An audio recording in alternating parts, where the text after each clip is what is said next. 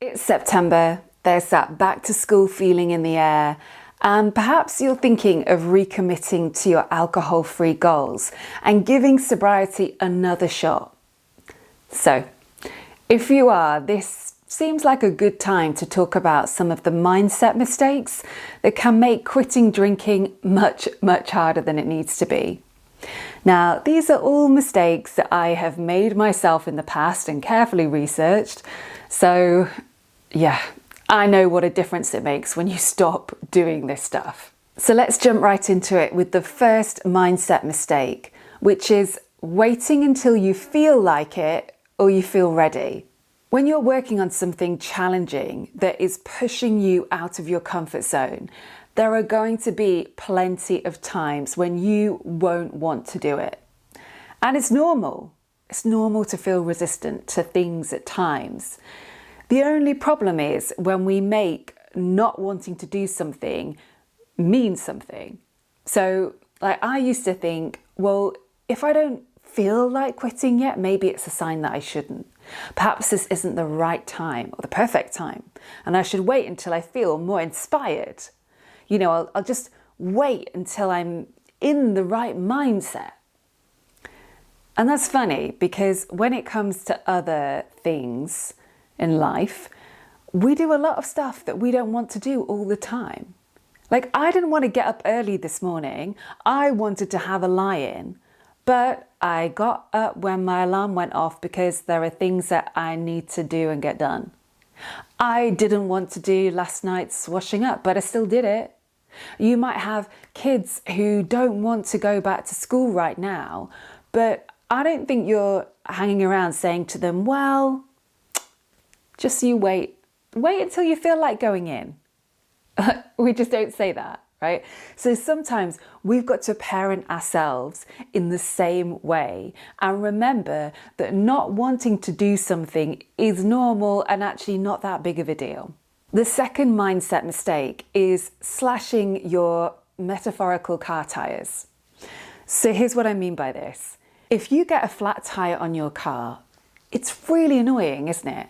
You've got to sort it out, get to a garage. It is literally going to hold you up on your journey to wherever you're going. But it is only a temporary setback.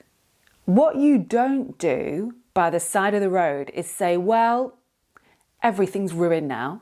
I'm going to slash my other 3 tires so that I am completely and totally screwed. In for a penny, in for a pound. That just doesn't make sense. However, when it comes to sobriety and trying to quit drinking, that happens all the time. One mistake or one drink can lead to 4 drinks or a week of drinking because you declare that you ruined it now, so what's the point? So then rather than looking at what happened and learning from it, one bad day can turn into days and days, weeks even. I was always telling myself that, I should wait till next Monday now, or next month, and then I'll start over. So just really watch out for that line of thinking. Don't abandon your sober car in a ditch just because it's got one flat tire. The quicker you get back on the road, the quicker you will get to where you want to go. The third mindset mistake I want to highlight here is asking pointless questions.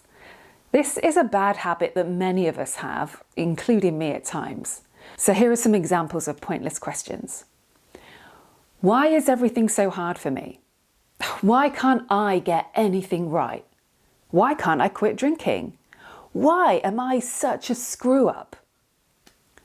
These are terrible, pointless questions because you cannot possibly answer them in a way that's going to help you move forward. With those questions, all you do is put your brain to work on finding things that are going to make you feel worse. You are literally asking your brain to go and look for all the reasons why you are incompetent and broken and not good enough. And then you start making up untrue, unhelpful stories about yourself, and you kind of give yourself permission to just stay stuck. It's sort of inevitable that happens. Don't ask or answer these pointless questions because there's nothing to be gained from doing that. Just notice when your brain throws them up, and then instead go and ask a better question. So rather than asking, oh, why can't I get anything right? A much better question would be, okay, I've noticed that I'm finding this hard right now. What help could I get to make this easier? Or if I look at what's happened, what's gone on, what's one thing that I'm willing to do differently next time? Or what is one small change that I could make just as an experiment? These are all solution-focused questions.